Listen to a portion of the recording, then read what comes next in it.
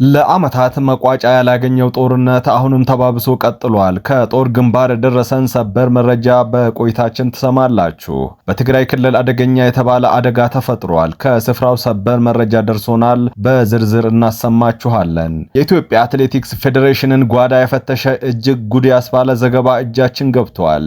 ይህ ጥበብ ሚዲያ ነው።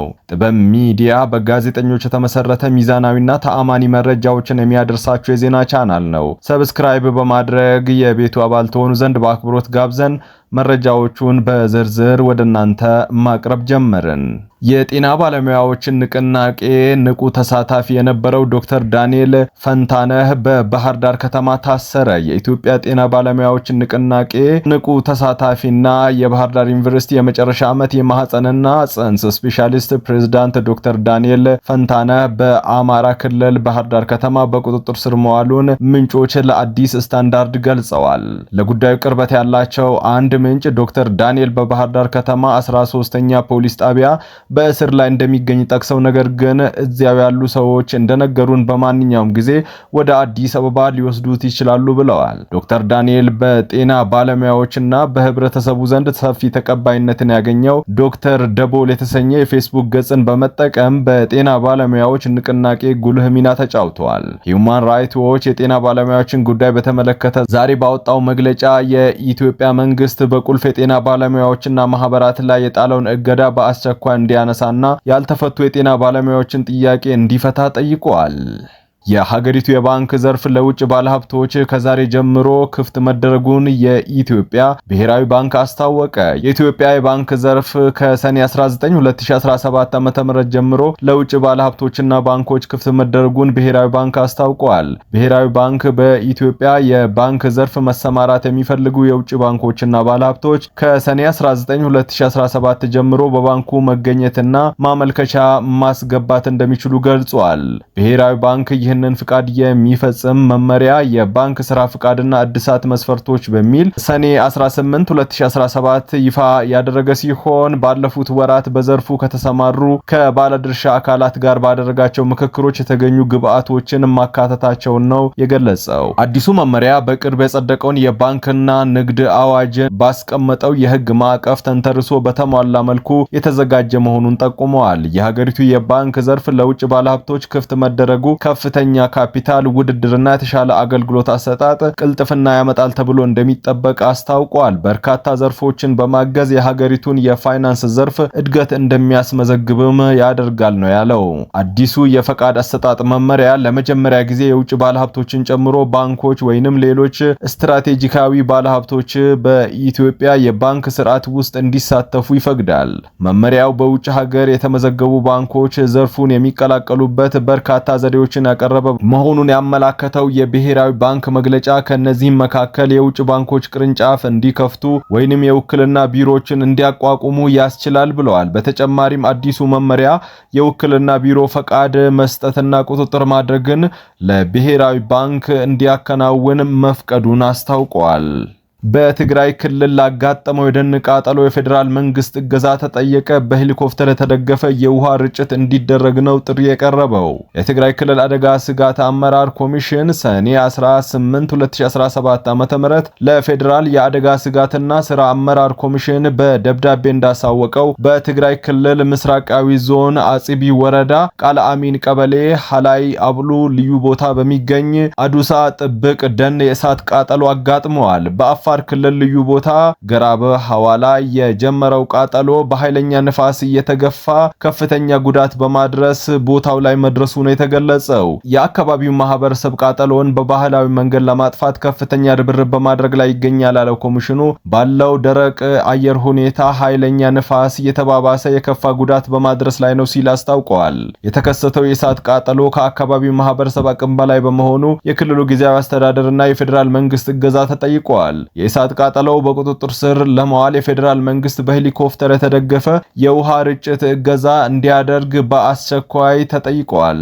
በሀገር መከላከያ ሰራዊት የስድስተኛ እዝ ኮር ባደረገው የግዳጅ ስምሪት በርካታ የሸኔ ቡድን አባላት ሲደመሰሱ የጦር መሳሪያዎች በቁጥጥር ስር ማዋሉን የኮሩ ምክትል አዛዥ ለኦፕሬሽን ኮሎኔል ጌትነት ዘውዱ ገልጸዋል። በምዕራብ ሸዋ ዞን በግንደ በረትና በአቡን ግንደ በበረት ወረዳ በዳሳ ጭምዶ፣ ጎሮ ጀልቲና፣ ጎሮ አበስንበት ቀበሌዎች ተሰማርቶ ግዳጁን እየፈጸመ የሚገኘው ኮር በሸኔ ቡድን አባላት ላይ በወሰደው እርምጃ 11 የቡድኑን አባላት ሲደመሰሱ ክላሽ፣ የክላሽ ካዝና፣ የወገብ ትጥቅና የክላሽ ጥይት መማረክ መቻሉን አስረድተዋል።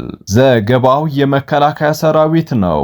ራሱን የኦሮሞ ነጻነት ሰራዊት ብሎ የሚጠራው ታጣቂ ኃይል በፊናው በመንግስት ኃይሎች በክልሉ የተለያዩ አካባቢዎች የፈጸማቸውን ጥቃቶች አስመልክቶ በኤክስ ገጹ መግለጫ አውጥቷል። ሰኔ 2 ኢሉ አግላን አውራጃ የኦላ ኃይሎች በግራንቻ ሸለቆና በግራንቻ ተራራማ ቦታዎች ላይ ኢላማ ያደረገው ኦፕሬሽን በማካሄድ 11 የመከላከያ ሰራዊት አባላትን በመግደል 6 አቁስሏል፣ መሳሪያዎችን ማርኳል ብለዋል።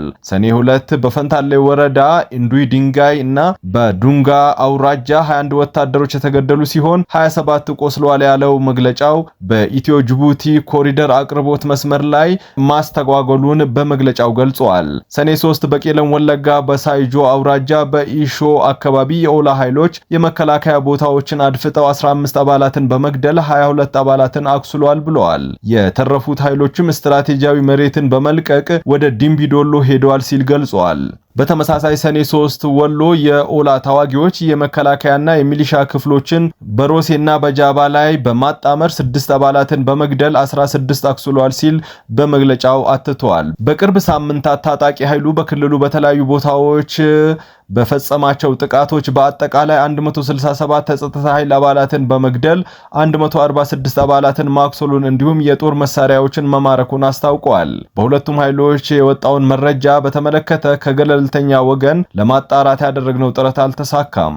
የኢፌድሪ ዋና ኦዲተር የኢትዮጵያ አትሌቲክስ ፌዴሬሽንን የሥራ አፈጻጸም የ2016 ዓ.ም በጀት ሂሳብን እንቅስቃሴዎችን ኦዲት አድርጓል። የኦዲት ሪፖርቱ ሰሞኑን በሕዝብ ተወካዮች ምክር ቤት የቀረበ ሲሆን የፌዴራል ዋና ኦዲተር መሰረት ዳምጤ ፌዴሬሽኑ በተለይ ከአዲስ አበባ ኩባንያዎች ጋር በተያያዘና ከዶላር ሂሳብ ጋር ያጋጠሙ ጉድለቶችን አቅርበዋል። ፌዴሬሽኑ ከአዲስ አበባ ስፖርት ካምፓኒ እንደ አውሮፓውያን ዘመን አቆጣጠር ጃንዋሪ 1 2013 እስከ ሰኔ ዲሴምበር 2020 ድረስ የስፖንሰርሺፕ ስምምነት ማድረጉን ወይዘሮ መሰረት አስታውቀዋል።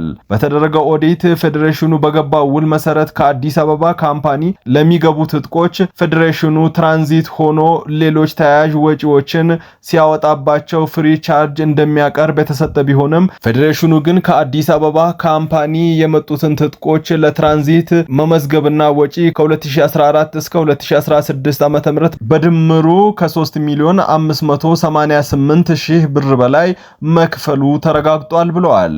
ከዚህ ውስጥ 1,833,882 ብሩ ለምን ጉዳይ እንደተከፈለ ማስረጃ እንዳልቀረበ አስታውቀዋል። በተጨማሪም በየዓመቱ በስልጠና ፕሮጀክት ስር ለሚገኙ 102,000 ታዳጊ አትሌቶች 11 አይነት ትጥቆች እንደሚላክላቸው በውል ቢቀመጥም ፌዴሬሽኑ ግን የሚልክላቸው ትጥቅ አይነት 6 ብቻ መሆኑን ዋና ኦዲተሩ ገልጸዋል። ይህ ብቻ አይደለም። ፌዴሬሽኑ ከአዲስ ካምፓኒ ጋር በገባው ውል መሰረት ከካምፓኒው በየዓመቱ የተላከውን ዶላር መጠን የሚያሳይ ከካምፓኒው የተላከ ማስረጃ አልተገኘም ብለዋል። ዶላሩ የሚገባበትን የፌዴሬሽኑን የውጭ ምንዛሪ አካውንቶች ብዛት ስንት እንደሆኑና ኦዲት ስለመደረጋቸው የሚያሳይ ማስረጃ ተጠይቆ ፌዴሬሽኑ አላቀረበም ብለዋል ዋና ኦዲተሯ። በተያያዘም የፌዴሬሽኑ ዶላር ገንዘብ የተያዙ ግለሰቦች፣ ተቋማት በኢትዮጵያ ብር ለመቀየር በመስማማት የሚለዋወጡ ሲሆን አጠቃላይ ለግለሰቦችና ለተቋማት በብር እንዲቀየር ትዕዛዝ የሚሰጥ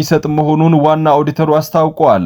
ዶላሩ ወደ ብር ከተቀየረ በኋላ በህጋዊ ደረሰኝ ወደ ፌዴሬሽኑ አካውንት ገቢ ስለመደረጉ ወይንም በተሰብሳቢ መልክ ስለመያዙ ሪፖርት አልቀረበለንም ሲሉም አስታውቀዋል። ይህ ጥበብ ሚዲያ ነው። ጥበብ ሚዲያ በጋዜጠኞች የተመሰረተ ሚዛናዊና ተአማኒ መረጃዎችን የሚያደርሳችሁ የዜና ቻናል ነው። ሰብስክራይብ በማድረግ የደወል ምልክቷን በማብራት የቤቱ አባል ትሆኑ ዘንድ በአክብሮት እንጋብዛለን። ሰላም።